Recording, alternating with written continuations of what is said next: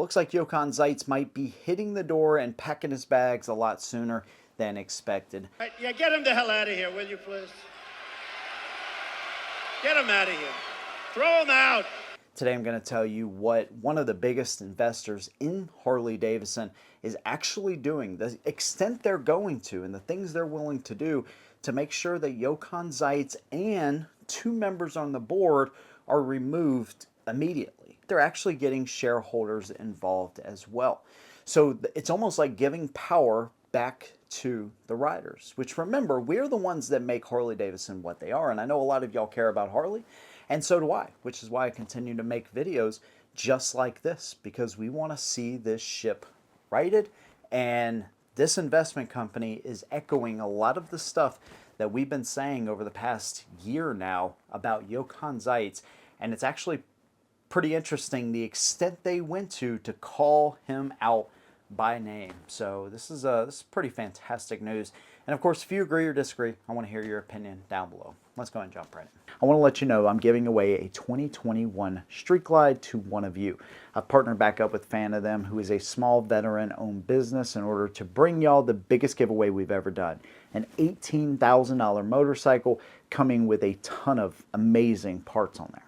Saddleman seat, Saddleman road sofa, Vance and Hines pipes, heavy breather, handlebar upgrade, a bunch of awesome things that you can keep in your saddlebags from a law-abiding biker.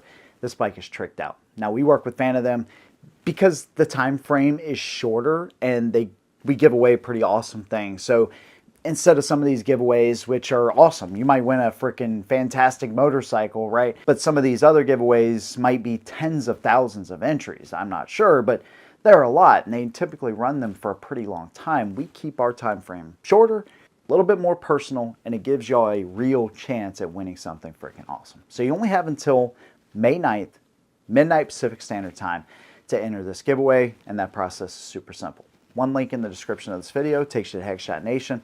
That is our community that we've built through now the third giveaway, and this is a place where you can talk to other bikers, you can ask questions, you can ask me anything, you can give video ideas, early access, ad-free, and exclusive videos over there for y'all as well. So click the link, sign up to Headshot Nation. That also gets you the entry to win the motorcycle as well. Do that before May 9th for your chance to win a freaking awesome motorcycle, and you support myself at the same time.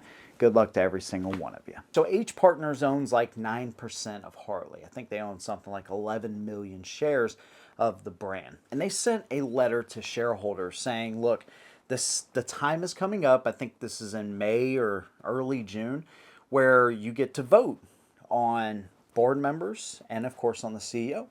And they're saying when you get your blue card in the mail to vote with Holt on these three positions. So you have Jochein Zeitz, Thomas Linebarger, and Sarah Levinson, all three need to be removed immediately. So essentially what they're saying, and why they're saying this, is you have Jochein Zeitz that's been with the company for 18 years.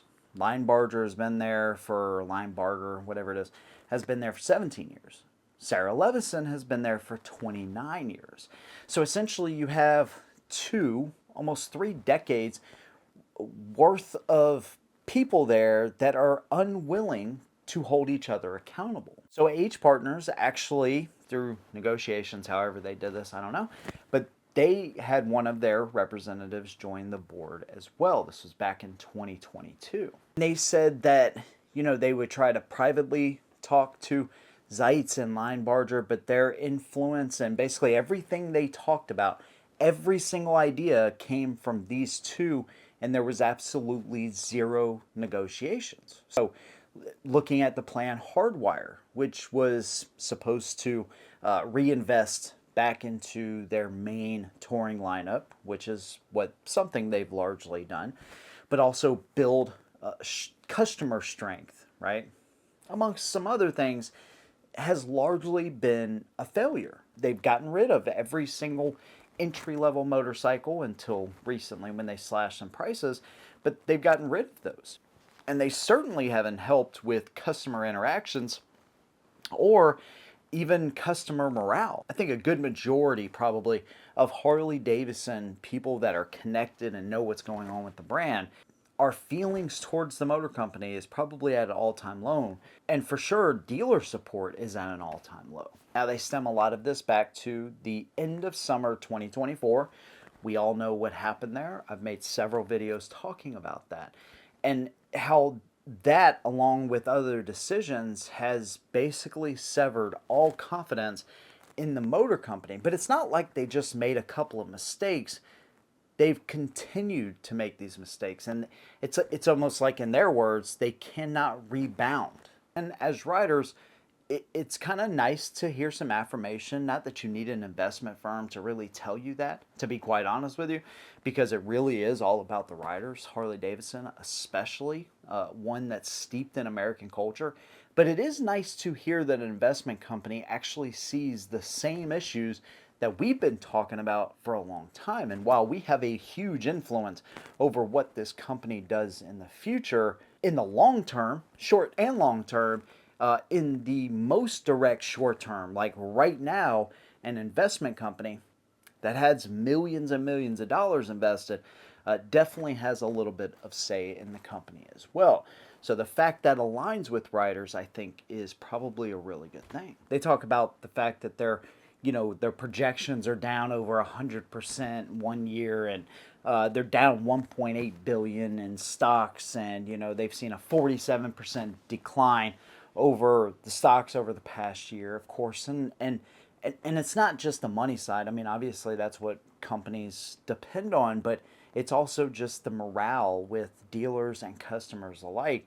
There's not a lot of faith in what the motor company is doing, and this investment firm is calling that out, which is exactly what we've been doing too over the past, let's just say, 9 months. So not only are they asking shareholders to vote withhold, but they're also calling for the immediate removal of Jochein Zeitz and these 2 other board members. And they bring up a good point. How can somebody with his foot already halfway out the door, 1 foot out the door, I guess is a better way to say it, who's made really bad decisions over the past 5 years, make one last good one by picking his successor or having the board pick a successor as CEO, when neither one of these 3 at least can hold each other accountable? Now, I think probably the whole board of directors needs to be fired, to be quite honest with you. But this is a really good start, because you have 3 people that have been there so long, have no accountability, that it seems impossible for them to pick a good CEO. So what they're asking, or their suggestion, is pick somebody internally to take over as interim CEO until an external replacement can be found.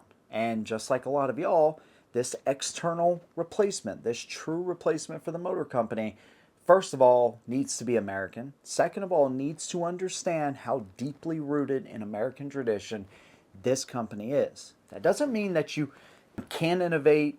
It certainly doesn't mean that at all, but it also probably doesn't mean that you focus billions of dollars on your electric motorcycles that you sell at 300 a year or whatever it is. It certainly doesn't mean that you have 1 million riders come through your riding academy but have basically no bikes to sell them anymore unless they want to spend 14, 15 grand. Now it's 10, but you understand what I'm saying. For a period of time, they've had no entry-level bikes to sell all of these people they get through the riding academy. And I've talked about a bunch of the issues with the motor company, but these are just some of the ones that they absolutely have to fix. So you got to get somebody in there that understands Harley Davidson, understands the brand, understands the culture, and understands the riders that make the culture. Probably no more supporting pride rallies. I know they said they've stopped that, but that's a pretty terrible idea. Now, one thing they've also said is that, look, according to social media, Jochein Zeitz is not really there a lot. They actually call him an absentee CEO quite a few times. They say, hey, you've been spending a lot of time in New Mexico and the United Kingdom and rural Kenya, right? He has a whole conservative, or conservation, not conservative, not even close to conservative, but a conservation thing he does in Kenya, right? Whatever. They say, how can you spend that much time away when your headquarters is in Milwaukee? And at a time like this, you should be spending a lot more time there as opposed to all of these other places and other things that you're doing. Towards the end of this letter, they actually do say, look, we were trying to keep this private, but we're no longer just going to stand by idly while this brand continues to be destroyed. And of course, they have money wrapped up in this thing too. Let's not lose sight of that. But again, this mirrors a lot of the stuff that that a lot of riders have been talking about too. And they mention this, right? Make it clear to the board, talking to shareholders, that this is unacceptable. You got to get somebody in there that's willing to repair these relationships, knows what they're doing, and everything that we've just talked about. This is actually pretty satisfying, and hopefully this letter will go through, and shareholders will vote and actually get this guy out of there sooner rather than later. Big changes are coming to Harley Davidson, and I feel like we had a pretty big influence over this. Of course, a lot of riders did, and while I continue to support them as a company because I like them as a company, and what they represent for motorcyclists here in the United States, their current leadership and current board really does need to go away. And so this is a pretty big reminder to them that what they're doing is absolutely not working, and it needs to change sooner rather than later. There you go. There's my opinion. Of course, I want to hear yours. Let me know what you think down below. If you like what I do, consider subscribing. See you in the next one. And as always, hold it down.